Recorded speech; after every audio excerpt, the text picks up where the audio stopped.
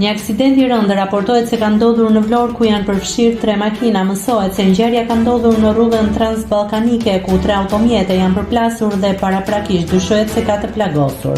Policia ndodhet në vend ngjarje për të verifikuar shkaqet e aksidentit e po ashtu edhe ambulanca që po ju vjen në ndihmë personave të përfshirë në ngjarje.